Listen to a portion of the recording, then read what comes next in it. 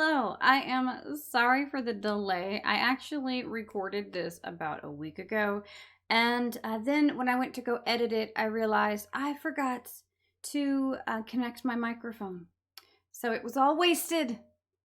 So we're going to try again. This is take number 2. This should be a pretty fast lesson, so let's just jump right into it. Okay, we are going to learn 2 more counters today, and we are going to do a little bit of practice. So we have the long cylindrical counter, and I said that like that on purpose because when I was typing up this lesson and I wrote out the word cylindrical, I realized that I pronounced it wrong in the last lesson. I think I said I'm not sure how I said it, but I know I said it wrong. It's supposed to be cylindrical. So anyway, you might recognize this kanji here. It's actually the kanji for book, and it is read the same way as the word book. This is the hon counter. Interestingly enough, you cannot use this counter for books. I'm not sure why that is, but can't do it. It's for long cylindrical items. So I have some examples here. We've got a sword, some lipstick, candles, your fingers even, right? They're cylindrical, kind of. You don't really think about them that way usually in English, but they are cylindrical and they're long. So we use the hon counter with them. This one does have lots of irregulars. So let's go through all of them together. First up, we have ippon, ippon. Notice that that is a maru there. So it's the p sound, right? Ippon, then nihon, sanbon. That one's a b. It has a dakten. Sanbon. Then yonhon, gohon, roppon, nanahon, happon, kyuhon. And then also for 10, we again have 2 different choices. You can say juppon, or you can just say jippon. Either of those is fine. Then we have the thin flat counter, which is the mai counter. This one is one of the easier to remember because it doesn't have any irregulars. So let's go through them. We have ichimai, nimai, sanmai, yonmai, gomai, rokumai, nanamai, hachimai, kyumai. And this time for 10, we have only one choice. You must say jumai. Now, whenever you look for information about the mai counter, nearly everything is going to start off with like paper. And I have seen several apps, several textbooks even, that only list paper and like stamps and envelopes, things like that. But we can use this for a lot of different things, including dumplings. Like 1 serving of gyoza, you can use the mai counter for that. Even clothes. Clothes are thin and flat, so we use the mai counter with those. Some of the other ones are a little bit more obvious, like the credit cards and the tissue paper, your gift cards and stamps and all those things. But towels for your bathroom, you can use the mai counter for those as well. Now, let's go back and talk about the question form of all of these words. You've learned a total of 4 counters, and each of them have their own question word. Now, most of them, you just take the word nan, and then you add whatever the counter is, right? Like nango, nanbon, nanmai, right? You just take nan, add your counter. But then the one for the tsu counter, right? The general counter, this one is ikutsu. Be careful with this word and don't get it confused with ikura. Ikura is how much, like how much money. Ikutsu is how many. That is a pretty big difference, and these words are only different by 1 character. So just be careful. One thing that might help you remember which one is which is the fact that the tsu counter, the tsu question word, has the tsu in it, right? Ikutsu. tsu, right? It's the tsu counter, so the tsu word is the question form. Before we get to the practice questions, we do also have a new word. This word is ato, and it means more or else, in addition to, can also mean other, means a lot of different things. The translation of this word is going to depend on where it's at in the sentence, right? Context is important. Even in English, context is important, right? So if there is a number word, then ato is going to come before the number. But it can also be used as the topic of the sentence. So I've got two different sentences here. Let's look at them really quick. First, we have ato. Ikutsu desu ka? Ikutsu desu ka? What does that mean? We have the tsu here. So is this how many or how much? What do you think? How many, right? How many are there? Then we have ato. Ato, ikutsu desu ka? Let's think about that. Can we say how many else are there? No. How many other are there? No. The only one that makes sense is more. How many more are there? If you maybe are showing someone your collection of anime figurines, right? And you're like, look at this, and I got this one, and I got this one, and here's this one. Someone might say to you, golly, how many more are there? Am I going to be here all day? You know, that is a situation where you might use this phrase. How many more are there? We could also change this. We could change it to ikura and say how much more? How much more money is it going to be? Right? Maybe I want to buy a baked potato and I want bacon on it, right? How much more would it cost me to put bacon on it? Ato, ikura desu ka? Right? How much more would it cost? This next one is different.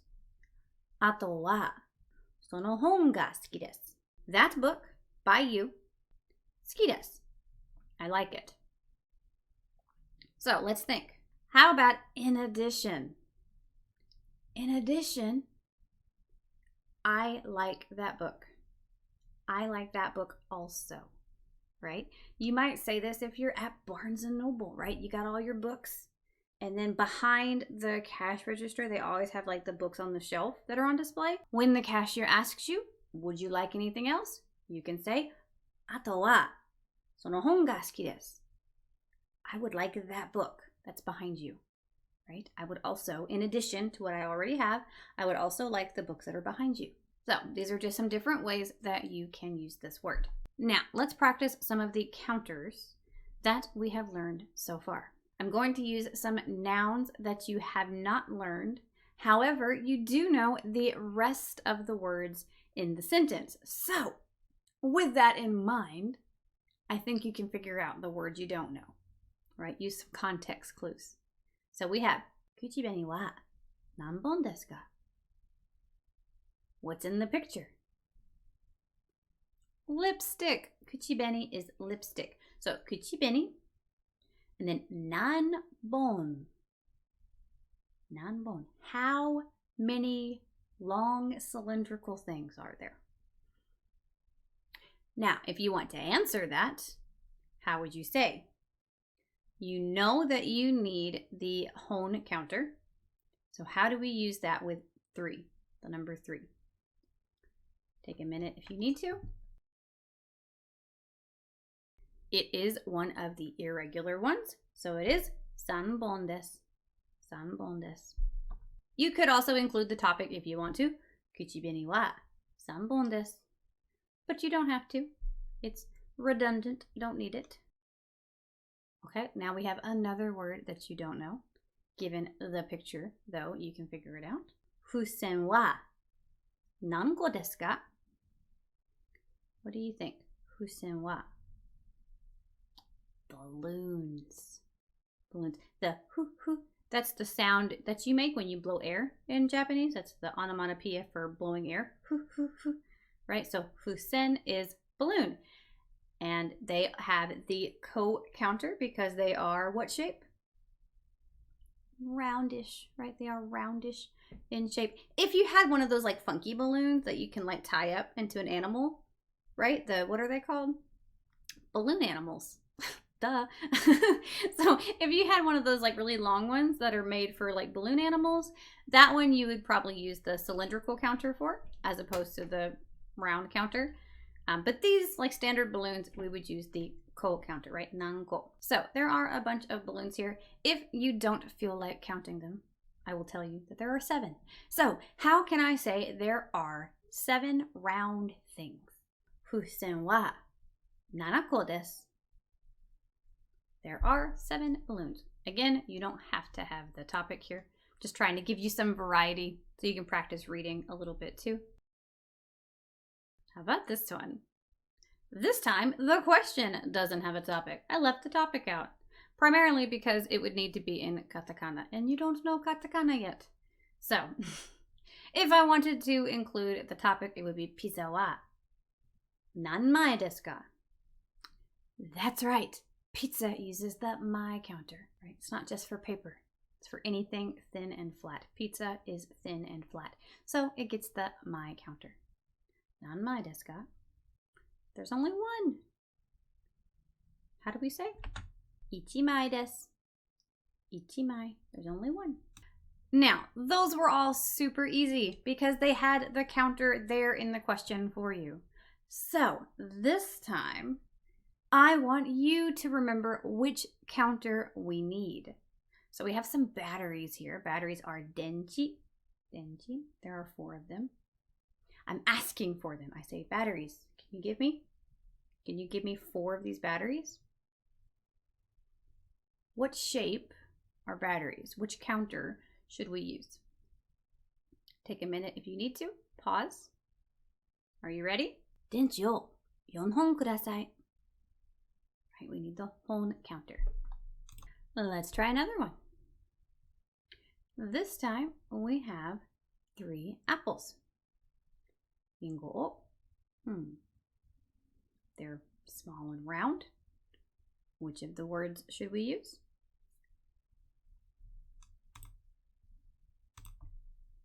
Ringo. 3個ください. May I have 3 apples? Can you please give me 3 apples? But what if I want 2 more apples? I bought 3 and then I realized, oh wait, I need 2 more. We can use ato to ask for 2 more. Now, this time, because we've already used the ko counter, let's use the general counter. So how would I use that instead? Ato 2つください. May I please have 2 more apples? 2 more, please. And that's it. We are all done. So this is going to be your homework. Starting in the next lesson, though, we are going to diverge a little bit from the book. The reason for that is because I want to start preparing you for the JLPT. And as much as I love George's books, they are not... That's not the goal. The goal of those books is to get you to fluency in a very natural, steady way, right? A maintainable way. But some people want to get a job in Japan. And if that's the case for you, you are going to need to take the JLPT. Now, that's not to say that you can't pass the JLPT using George's books. It just means that you're going to study things in a different way, like a different order, than you would if you were preparing for that test. So because you do need kanji for the N5, George does not begin teaching kanji until the 3rd book. I don't want you to have to go through 3 whole textbooks just to take the N5, which is the easiest, most basic level. We've only got a couple of lessons left in this book, and you pretty much already have all of the grammar that you're going to need. There's a little bit of grammar in book 2 that you're going to need first, but for the most part, you could pass the N5 right now, but you don't have enough vocabulary and you don't know kanji. There are kanji on the JLPT. So I want to go ahead and knock out katakana. So we're going to start doing katakana in the next lesson. And we're going to do it a little bit differently than we did the hiragana, just because I want to get through it very quickly so that we can get started on kanji. So make sure you study this list and bring your thinking caps with you next time. Bye.